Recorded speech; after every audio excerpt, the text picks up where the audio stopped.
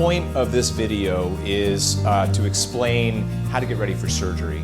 Most of you know who I am by now. I'm Dr. Richard Rosenfield, and I'm a gynecologic surgeon. And you've probably been at least to 1 or 2 visits with me at the Preop Women's Center, and now we're planning on doing surgery. So we decided to create a video to really help out with the explanation of how do you get ready for surgery, what's the day of surgery going to be all about.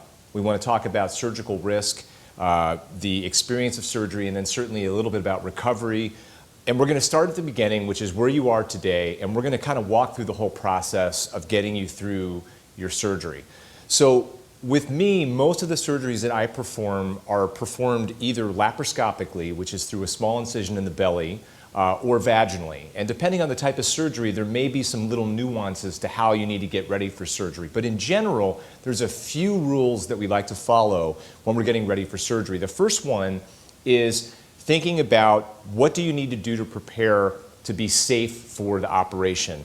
And as you go through your pre-op visit, you're going to get a bunch of paperwork. And one of the pieces of paper that you're going to get, and I'm going to hand some of these off to you now and show you what they are, but there's one piece of paper that is this one here. And this is an important piece of paper because it has a list of medications and supplements that you shouldn't be taking before surgery. The main reason for that is that some of these medications can make you bleed. The most important medications that you need to stop about 12 days before surgery are the medications that we refer to as NSAIDs, or non-steroidal anti-inflammatory drugs. Those are drugs like aspirin and ibuprofen, and when you take those medications, they can make you bleed, so we're going to need you to get off of those medications as quickly as possible. Along with that piece of information, there's another piece of information. It's a reminder from the state of Oregon that opioid medications are addictive and you need to be careful with them. So we're talking about getting ready for surgery. We have reviewed a list of medications and supplements that you shouldn't be taking. We've talked a bit about the prescriptions of medications, and we're going to get those sent into your pharmacy before surgery. And now we're talking about any special preparation that you need to do for the operation. If you're having laparoscopic surgery, our primary point of entry into your body, believe it or not, is your belly button. So as much as it sounds ridiculous, we're going to ask you to pay special attention to your belly button. It's right here in your laparoscopy pre-op instruction sheet, and it says right here, umbilical care. Clean your belly button with soapy water prior to having surgery. So we always talk about and joke about your belly button should never be cleaner than the day you're having surgery with Dr. Rosenfield. So please, special attention to the belly button. Aside from that, there's really nothing that you need to do that's very special for surgery. The day of surgery, you're absolutely welcome to shower in the morning or the night before. When you shower, you're going to towel dry, and you're not going to wear any makeup, no eyeliner, nothing on your face, and definitely stay away from skin moisturizer or any skin lotion. The reason for that is when you're having surgery, we have to put little sticky pads on, like EKG leads, and they won't stick very well if you've used a bunch of skin moisturizer. So clean belly button, towel dry, come on in the morning. If you're having laparoscopic surgery, there's a possibility that you may want a copy of the surgical video, and we're happy to provide that for you. In order to get that video, we do need for you to sign a consent form for me to take photographs or video of the inside of your body, and we also sell USB drives here. They have a little Pearl Surgery Center logo on them, and they'll have all the files of everything that we do. We believe it's really important for you to have access to all of your records, and that includes a surgical video. Hopefully you feel comfortable that if we're willing to give you that we probably believe that we're doing a decent job in the operating room itself. Now you're going to see in the video where you're going to park your car. We do have a parking garage, and the entrance is on 13th Avenue between the CVS Pharmacy and the Von Ebert's Brewery. When you come into the parking garage, there are 2 levels to the parking garage. You're going to park on the lower level. The lower level has a lot of parking poles. You'll notice on those parking poles there's lots of marks on those poles. So please be careful when you park your vehicle. This is our dedicated patient parking. Feel free to choose any spots labeled PWC. When you arrive on your surgery day, you'll take the elevator from our parking garage to the 2nd floor and come in this door. This is the lobby to our surgery center. You'll check in here, and then a nurse will take you back to the pre-op area. Check-in is typically 1 hour before your surgery scheduled time. So when you get checked in, when you walk into the surgery center, there's going to be somebody there to greet you. Now that person knows who you are.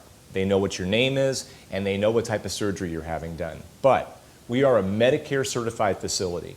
And as a result of being Medicare certified, which is for your safety, we have to follow very specific rules. The first rule is that you need to be able to identify yourself when you walk into the surgery center. So when you walk in, they may say, "Who are you?" As much as we know who you are, you need to identify who you are, what type of surgery you're having done, and who your surgeon is.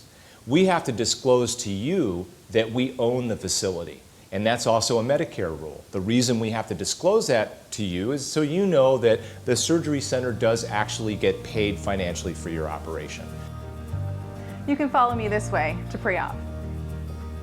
Once you get checked in, you're going to go to what we call our pre-op holding area. And once you're in the pre-op holding area, we're going to have you use the restroom. And then you're going to come back into the pre-op holding area in a gown, getting ready for surgery. Our nursing staff, they're going to get you all checked in. They're going to ask you a bunch of questions. You'll get a little bracelet to put on your wrist. And around that time, I'll pop in and say good morning or good afternoon, and our anesthesiologist is going to do the same thing. This is our pre-op room. Our nurses are dedicated to making sure you're comfortable and ready for your procedure. Depending on the type of surgery you're having, you may be under general anesthetic, which is typically with a breathing tube down past the vocal cords and an anesthesia machine, or you might be having some other type of anesthesia. We also like to use local anesthetics, which are injectable for pain management. And we'll talk to you all about that prior to your operation. When the anesthesiologist comes in to meet with you, he or she is going to want to review your medical history and talk to you a little bit about the anesthesia itself and what the risks of anesthesia might be. There'll be a separate consent form for that. As a matter of fact, there's going to be a consent form that you're going to sign the day of your pre-op, which looks something like this. And this consent form is going to have your name and my name, and it's going to have your diagnosis, as well as the procedures that we're planning on doing. And we're going to get very specific. We're going to get specific about the type of surgery that you're having. We're going to talk about the options, the risks involved, and we're going to talk a bit about recovery. The anesthesiologist is going to do the same thing regarding the anesthesia. Now, after that conversation, we're going to move into the operating room together. You'll be able to walk into the operating room. We're going to keep the lights dim.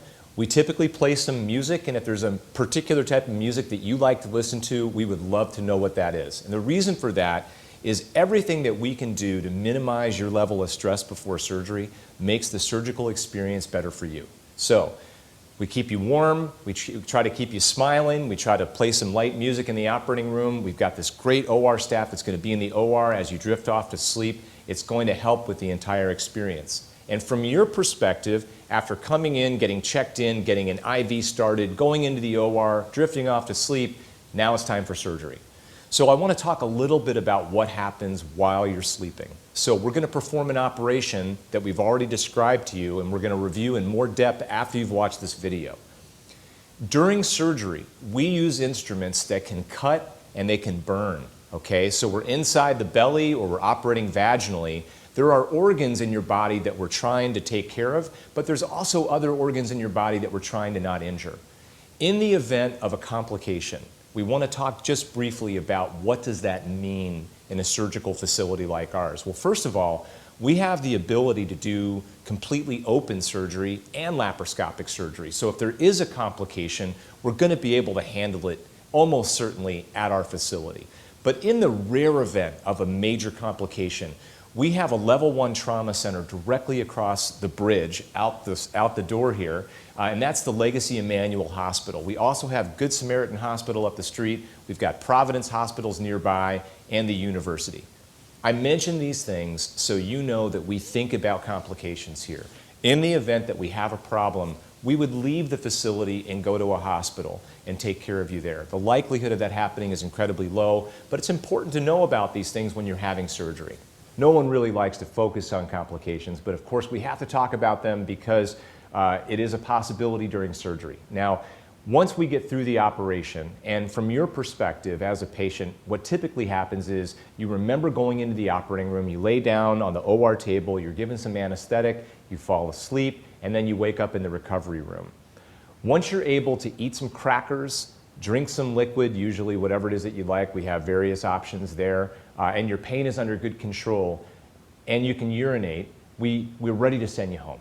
The nurses are going to go through everything with you, and as am I when we talk more specifically. The point of today's visit is to basically understand this entire process.